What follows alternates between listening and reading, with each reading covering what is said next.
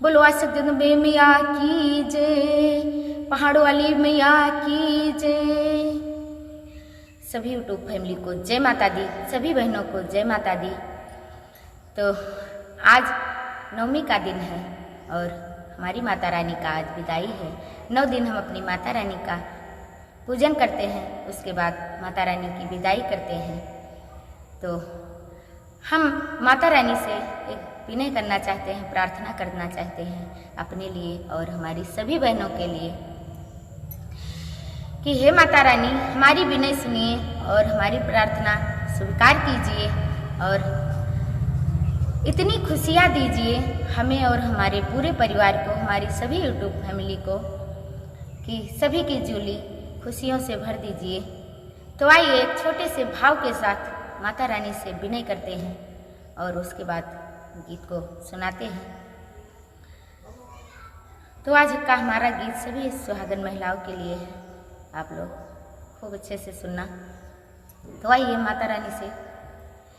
हे जगत जननी, हे जगत पालन, हे जगत जननी, हे जगत पालन, विनती सुनो हमार, इतनी कृपा बरसा दो मैया, हंसत रहे परिवार। तो इसी के साथ गीत को सुनाते हैं और सुनिए आप लोग, कैसा लगे अपनी राय जरूर बताना। कल शाम को ये गीत तैयार हुआ है और बहुत ज़्यादा रिपीट भी नहीं किया है, लेकिन फिर भी शब्दों में त्रुटि होगी तो आप लोग माफ़ करना।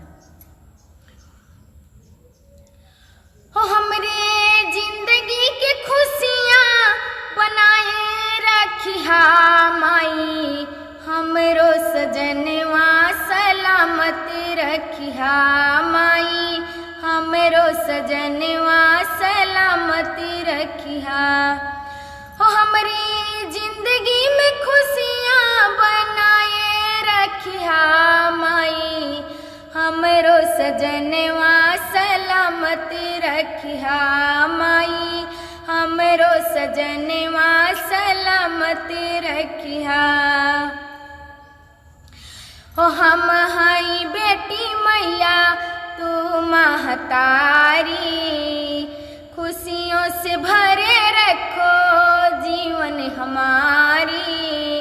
हम हई बेटी मैया तू महतारी, खुशियों से भरे रखो जीवन हमारी। हमरे मांगिया के सिंदूरा सजाए रखिया माई, हमरो सजनवा सलामत रखिया।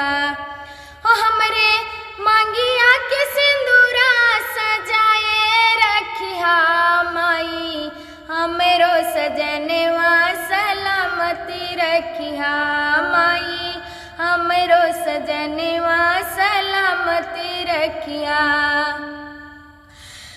हो पूजा करब माई लिपब तोर भवनवा, पूजा करब माई लिपब तोर भवनवा, जीवन भर साथ रखिया हमरो सजनवा। पूजा करब माई लिपब तोर भवनवा, जीवन भर साथ रखिया हमरो सजनवा। हो हमरे हथवा के चूड़ीला बनाए रखिया माई, हमरो सजनवा सलामत रखिया। हमरे हथवा के चूड़ीला बनाए रखिया माई, हमरो सजनवा सलामत रखिया। हो हाथ जुआड़ी कामने करती हैं पूजनवा, डीके कैमाइया रखती ध्यानवा।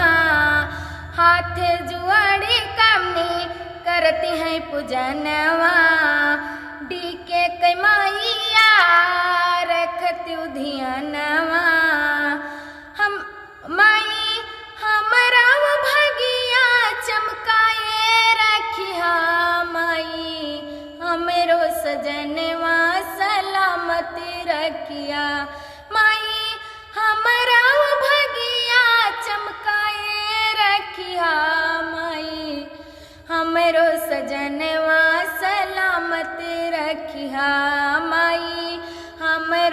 सजनवा सलामत रखिया, हमरे जिंदगी के खुशियाँ बनाए रखिया माई, हमरो सजनवा सलामत रखिया माई, हमरो सजनवा सलामत रखिया। कैसा लगा आप सभी को अपनी राय कमेंट बॉक्स में ज़रूर बताना। मिलते हैं अगले गाने के साथ, तब तक के लिए जय माता दी।